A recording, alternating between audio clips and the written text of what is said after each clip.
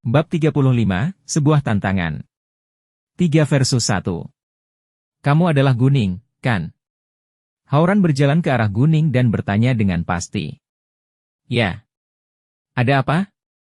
Guning menjawab dengan tenang dan percaya diri. Dia tidak takut sama sekali. Hauran, apa yang ingin kamu lakukan? Melihat Hauran ada di sini, Emyuke yang mengikuti Guning merasa pasti ada yang tidak beres. Dia segera melangkah maju untuk melindungi Guning. Dia tidak tahu mengapa Hauran ada di sini untuk Guning, tapi dia tahu Hauran ada di sini bukan karena Chen Xiao. Hauran terkejut karena Emyuke akan melindungi Guning, tapi dia tetap melanjutkan, saya melihat video tentang apa yang terjadi di kantin di forum sekolah kami. Semua orang bilang Guning kuat. Saya tidak setuju. Jadi, saya di sini untuk menantang Guning bertarung dengan saya. Apakah dia berani menerima tantanganku? Apa? Mendengar itu, Emyuke dan Yumixi kaget. Mereka semua memandang Guning dengan cemas sekaligus. Guning malah tetap tenang. Anak laki-laki itu ada di sini untuk menantangnya. Guning bahkan menganggap dia ada di sini karena Chen Xiao. Emyuke diam-diam mengumpat pada orang yang mengunggah video itu. Orang itu rupanya ingin membuat masalah bagi Guning. Guning juga tidak senang, tapi dia lebih tertarik daripada takut dengan tantangan Hauran. Guning sangat akrab dengan nama Hauran, karena Hauran sama terkenalnya dengan Chu Peihan di sekolah mereka. Ia sering terlibat dan memproduksi, serta selalu bolos di kelas. Hauran telah menerima hukuman yang sama besarnya dengan Chu Peihan.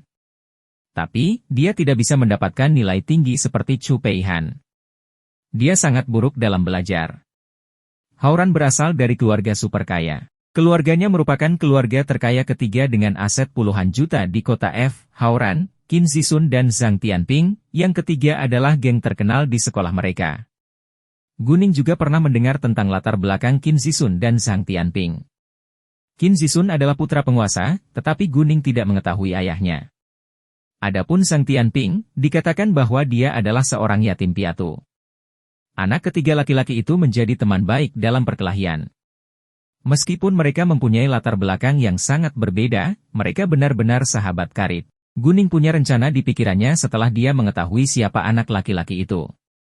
Hauran, bagaimana kamu bisa mengalahkan seorang gadis? Emyuke sangat kesal. Meskipun dia percaya pada kemampuan Guning, anak laki-laki ketiga ini tidak mudah untuk ditangani. Jika dia adalah gadis biasa, mungkin terlihat seperti aku yang mengalahkannya, tapi karena dia melakukan kungfu, kita bisa belajar dari satu sama lain. Hauran tidak berpikir ada yang salah dengan itu. Ya, jika Guning adalah gadis biasa, dia tidak akan pernah mengalahkannya. Tetapi video tersebut membuktikan bahwa dia tidak lemah sama sekali. Kamu, Emyuke marah. Sebelum dia bisa melanjutkan, Guning menyela. Bagaimana jika saya menang, dan bagaimana jika saya kalah? Guning bertanya. Jika kamu bisa menang, aku bisa melakukan sesuatu untukmu, tapi jika aku menang, kamu harus melakukan sesuatu untuk kami. Tenang, aku tidak akan membiarkanmu melakukan sesuatu yang tidak bermoral, jawab Hauran. Hauran adalah seorang anak laki-laki yang memiliki prinsip. Tentu, tantangan diterima, tapi saya menginginkan lebih dari sekedar hal, kata Guning. Penonton terkagum-kagum dengan hasil Guning menerima tantangan tersebut dan bahkan ingin menambahkan chip. Meskipun semua orang percaya bahwa Guning adalah seseorang yang hebat dalam video tersebut, Hauran terkenal karena kemampuannya yang luar biasa dalam pertarungan. Tidak ada yang mengira Guning akan menang. Apakah Guning percaya diri, atau dia terlalu memikirkan dirinya sendiri? Bos, Emyuke memanggilnya dengan cemas, tapi Guning menghentikannya sekilas. Katakan padaku apa yang kamu inginkan? Hauran terkejut Guning menerima tantangannya tanpa ragu-ragu. Dia sekarang lebih penasaran daripada terkejut dengan kondisi Guning. Dia tidak tahu apakah Guning percaya diri atau sombong, tapi dia menghargai sikapnya. 1 lawan 3, jika aku kalah, aku akan melakukan 3 hal untukmu, tapi jika aku menang, kalian bertiga harus memanggilku bos, dan setia padaku setelah itu sampai ujian masuk selesai, kata Guning ringan. Sementara yang lain kaget. Apa? 1 lawan 3. Yang kalah harus menelepon bosnya? Guning sangat percaya diri. Setelah terkejut, Hauran dan teman-temannya merasa kesal dengan kata-kata Guning. Itu merupakan penghinaan bagi mereka. Bagaimana dia bisa memanggil seorang gadis bos? Kamu ingin menjadi bos kami? Menarik, cibir Hauran. Tepatnya, kamu ini apa? Guning, percaya diri itu bagus, tapi jangan berlebihan. Qin Zisun dan Sang Tianping menambahkan dengan marah. Saya tahu siapa saya. Entah aku percaya diri atau sombong, itu bukan urusanmu. Setidaknya, aku tidak takut. Jika kamu pengecut dan tidak berani menerima tantangan, maka kamu kalah. Guning memandang Hauran dan teman-temannya dengan provokasi yang jelas.